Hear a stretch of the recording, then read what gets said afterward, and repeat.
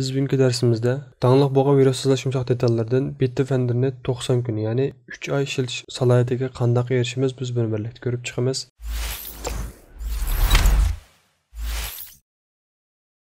Assalomu alaykum aziz qarindoshlar, mushaqlarning xayrlik bo'lsin. Biz bugünkü dersimizde dağınık boğa virussuzlash yumuşaq detallardan Bitdefender'ni 90 gün, yani 3 ay işletish salohiyatiga qandaq erishimiz biz buni birlikda ko'rib chiqamiz.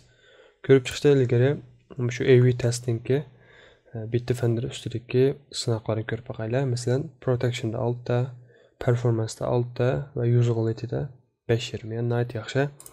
Qaraydigan bo'lsak, buning saytisiga chiqib, mana 1 yillikqa 10 uskuna $74, 1 yillikqa 10 uskuna buningki nimalar o'xshamaydi? Small office security debdi, premium security debdi, total security debdi. Muşdan qarta o'xshamaydi. O'zimizning ehtiyojga asosan setilib ishlasak bo'ldi. Qaragan bo'lsanglar, PC, Mac, Android hammasiniki bor, iOS hammasiniki bor. Endi men bu adresning o'zini mazkur videoning ostiga qo'yib qo'yman.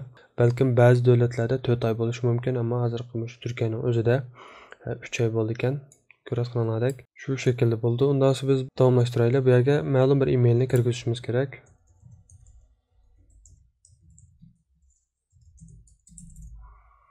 Kanalning emailini kirgizgandan keyin davomlashtirdim.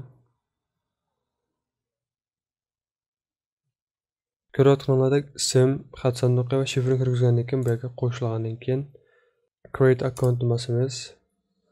Yana bir tal hisob ochgan bo'ldik. Ochgandan keyin buni saqlasak bo'ldi, saqlamasak bo'ldi.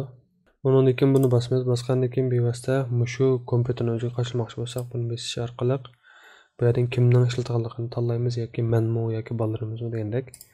Men degani basgandan keyin ko'rayotganingizdek qachash detalni o'zini kompyuterimizga tushirishni talab qiladi.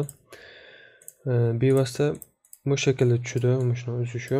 Bu shaklda ochgandan keyin ichib, shuni xizmat qilgan xat sanduqini va shifrni kirgizgandan keyin bevosita ichib 90 kun ishlasanglar bo'ladi. Mening kompyuterim hozirning o'zida Avast Premium Security bo'lganligi uchun Bitdefenderni qachilab sizlarga ko'rsatishga imkonim yo'q. Shu shaklda davomlashtirib ishlasanglar bo'ldi va uchragan masalalar bo'lsa, mazkur videoni ostiga inkas shaklda qoldirsanglar, tez suratda yordamchi bo'lishtirishimiz. Undan so'ng darsimiz mushachi bo'lsin. Texim ko'p qarindoshlarning foydalana olishi uchun darslarimizni o'zaro tavsiya qilib qo'yishni, texim yaxshi bo'lgan darslarni ishlay olishimiz uchun qonunimizga ergashishlar birga darslarimizga bosh barmoq bosish orqali yoqtirishni unutmag'aysizlar. Allohga omonat.